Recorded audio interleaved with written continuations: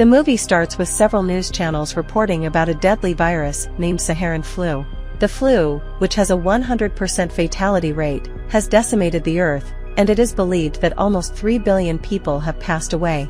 Now, with the human population dwindling at a rapid rate, the United States government has devised a plan to save the race. They have decided to build 500,000 bunkers, and a lottery will be conducted to select the people who will be staying in it. Each bunker will have only one inhabitant, and they will have to live there until the flu subsides. Once everything is back to normal, the people will be gathered again for a repopulation program. We are then shown the interior of the fallout bunker, which has enough supplies stored in to last an astonishing 70 years. The bathroom has access to a 24-hour water supply, which is recycled and used again. For electricity, the inhabitants of the bunker are made to do regular exercise. When it comes to food, they are simply fed with a protein shake called Supplyval, which emerges from a tap. The bunker also has accurate weather representations. When it's morning, a sunny environment will be shown, and when it's night, the room becomes completely dark. This helps the inhabitants control their sleep patterns. Cut to several years later, we are shown a group of 7 people chatting through a video conference. Although all of them are living in their separate bunkers, they do everything with the consent of one another. The 7 people are named after their respective cities, and Boston, a strict, but soft-hearted guy, is their leader. In one of these conferences, an aggressive man from the group named Orlando berates all of his friends. He also mentions that the outside world will never revert back to normal, hence, they are trapped here their entire life. Boston and the others try to calm him down, but Orlando does not listen. Instead, he reveals his gruesome past, where he killed 15 people and got a life sentence. One of the group members, Atlanta, who is an extremely religious woman, gets angry, confronts Orlando about the murders. The deranged killer simply replies that it gave him pleasure. Hearing this, the group gets disgusted, and they wish to get rid of Orlando once and for all. Luckily, there is an IT expert in the group, who goes by the name Denver. He mentions that he has learned how to hack basic things, and can possibly turn off Orlando's transmission. However, there is a catch. If he turns off the transmission once, it will be impossible to get it back again. This means that if Orlando's video calling ability is turned off, he may have to live the rest of his life alone, without anyone to talk to. The decision is a very tough one, so the group decides to vote. 3 people, Boston, Atlanta, and a man named Chicago, vote for Orlando's transmission to be cut off. However, a woman named Phoenix, and another man, Houston, claim that the punishment is too severe, and hence vote against it. This leaves the decision in the hacker, Denver's vote, but before he can speak, Orlando himself orders the group to cut off the transmission, claiming that he is sick of seeing their boring faces. Obliging to his request, Denver hacks the system and makes Orlando disappear forever. That night, a sleepless Phoenix wakes up and talks to Denver. They discuss the earlier incident, and Phoenix mentions that what they did was wrong. However, Denver consoles her by saying that it was the best thing to do. Here, it is revealed that the two are in a relationship. Following this, the movie fast-forwards to 8 months in the future. Despite losing one member, the group has adjusted well to the situation. However, due to an anomaly in the system, Houston's weather lights start changing abruptly. Because of this, he hasn't been able to sleep since some days. After a while, the group starts their usual meeting, and everyone reports their findings. It turns out that all the members are assigned with a particular task, like Atlanta has to keep a track of her group's health, while Denver is responsible for notifying everyone about the outside world status. This is possible because of the additional computers in the bunker, which show various statistics, like the amount of people remaining in the world, the heartbeats of all the group members, and so on. While everyone is busy with their tasks, Chicago, who is the least productive member of the group, gets bored. He tells everyone that everything is futile, as they are never going to see the outside world again. Boston tries to scold him, but Chicago presses a button on the computer, forcing the bunker's manual to pop up on everyone's screen. Since the video cannot be skipped, everyone is forced to watch it. In the video, the bunker's creator, Nadine, starts explaining the various amenities inside the bunker and reveals that it is 30 feet below the surface. After this, she mentions that all the 500,000 people are divided into groups, and one such group consists of 7 people. Their only job is to help each other survive, until the virus is eradicated from the earth. The video ends as Nadine narrates that there is still hope left on this earth for humanity. Some days later, as the group is discussing in one of their regular conferences, their data computers suddenly shut down. Though Boston thinks that it's just a temporary defect, the others fear that their bunker is starting to disintegrate. The strange thing is that the computers are down in all 6 of their bunkers, despite them being thousands of miles away from each other. Later, Phoenix privately calls her boyfriend, Denver, and tells him that the system might have been compromised because of a loophole. The loophole started when they hacked into the system and shut down Orlando's video transmission. Phoenix then pleads with Denver to hack into the system again and bring back Orlando, as it might be the only way to restore their data computers back. However, Denver mentions that bringing back the transmission is not possible, so it's not worth trying. Hearing this, Phoenix becomes angry and starts narrating her life story. She reveals that her father died at a young age, and she was brought up by her mother. But while growing up, she started doing drugs, and even ran away from home several times. One day, when Phoenix didn't find her stash in her room, she suspected that her mother took it. Hence, in a fit of rage, she grabbed a pair of scissors and stabbed her mother to death. She was then incarcerated in a maximum security prison, until the virus broke out and she won the lottery to the bunker. After hearing the story, Denver becomes emotional, and promises to get Colorado's transmission back. One night, he finally succeeds, and calls Phoenix to share the good news. Surprisingly, when they watch Orlando's feed, he is nowhere to be found. In the next scene, the couple shows the feed to the rest of the group, and as expected, Boston is not happy that they took the decision without informing anyone. He is especially angry at Denver for hacking into the system once again.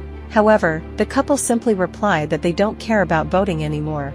At night, Phoenix once again calls Denver, and asks him if he can retrieve some of Orlando's personal videos that he had recorded. She mentions that the videos might reveal a clue to where he went. Denver obliges, and immediately gets to work. He puts his supreme hacking skills to the test, and eventually manages to download several of Orlando's personal videos. Then, the couple starts watching the videos, one by one. Most of them are just Orlando working out without his shirt on. But in the last clip, the video is suddenly cut, and only Orlando's screams can be heard. When the video comes back on, he has already vanished. It appears as if someone or something took him away. The next morning, the entire group discusses the strange video, and everyone's opinion is divided. Boston believes that they are safe in the bunker, and that they are simply overthinking, but Phoenix asserts that they have to find a way to escape before it's too late. On the other hand, Houston has started to go crazy because of his damaged weather lights. He has not slept in over a week, and as a result, he too supports Phoenix's plan of escaping. However, Boston orders everyone to stand down until they have conclusive proof. Unfortunately, things take a turn for the worst that night, as a now deranged Houston starts banging his head on the wall. Everyone pleads with him to stop, but at this point, he has lost his sanity. Just then, Houston's video transmission gets interrupted, and an audio of someone barging inside his bunker is heard. When the video is back on, Houston is already gone, just like Orlando. This shocks the group, and now, they finally believe that something is up. The following morning, Phoenix takes charge of the group and instructs everyone to find something in their bunker, from which they can escape. Apart from the lazy Chicago, everyone agrees, and they start inspecting their place. The religious woman, Atlanta, is the first one to find a lead. She breaks open a pipe through which the supplyval protein is regulated in her bunker. As the entire group watches closely, Atlanta peeks through the pipe and notices that there is a vacuum space on the other side. This confuses everyone, as the bunker is supposed to be 30 feet buried from the surface. But before they can ask anything, Atlanta's transmission is cut, and someone forcefully takes her away. Witnessing this, the remaining group is devastated, as they realize that anyone can be apprehended at any time. In particular, Chicago has lost his hope for life. He slowly proceeds near the main door and commits the unthinkable, leaving everyone devastated. Now, only 3 people are remaining in the group. Although Boston and Phoenix have accepted their fates, Denver is not ready to give up so easily. He starts hacking into the system with all his expertise, and finally achieves a breakthrough. He summons his distraught friends via a conference call and reveals that he has managed to hack into other survivors' bunkers. Boston and Phoenix don't believe him, but when Denver shows them the live transmissions of some other survivors, they are taken aback. Denver then reveals a strange thing. Although he hacked into the entire system, he was only able to find 1,000 bunkers, instead of the mentioned 500,000. Hearing this, Phoenix realizes that something is wrong. She then proposes to Denver and Boston that they attempt to escape one last time. Boston asserts that there is virtually no way of escaping the bunker, but Phoenix responds that there might be one. She mentions that if they cut the wires inside the bunker, the door might open. The boys think that the plan is risky, but Phoenix is now willing to put her life on the line. Hence, seeing her determination, the boys agree to the plan. But before they can begin, Denver promises to Phoenix that he will travel across the country on foot, if that is the only way to get to her. Following this, all three of them begin cutting the wires. As soon as they succeed, an alarm starts ringing, and the door finally opens. The first one to venture out is Phoenix.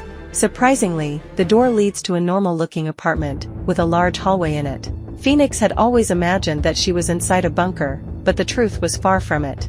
And before she can decipher anything, Denver comes out of the next door, implying that they were living in the same building for the past 6 years. As the two embrace each other in joy and confusion, Boston also emerges from another door. In the next scene, the three begin investigating the strange apartment, until they reach the terrace. After 6 long years, they have finally experienced the sunlight. Meanwhile, Phoenix climbs a staircase to get a better overview of the city. Surprisingly, everything seems to be running as usual. People are walking on the streets, and the traffic is crowded. A while later, Phoenix approaches her friends to share the news, but they appear to be hiding from someone.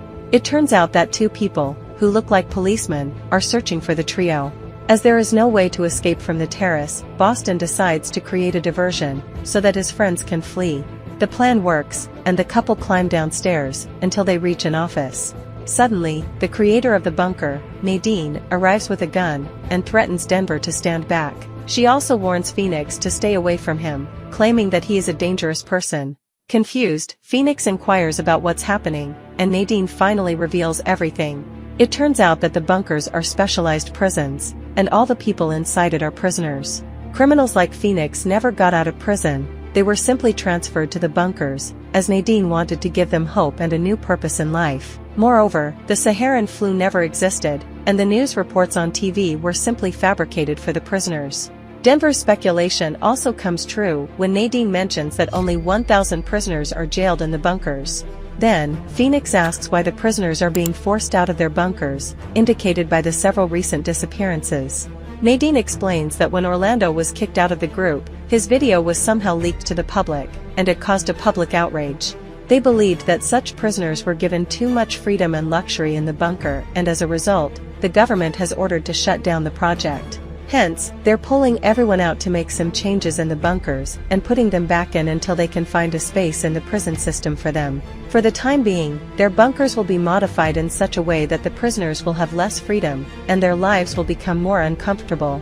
Expectedly, the revelation shocks the couple, but Phoenix is still curious about one thing.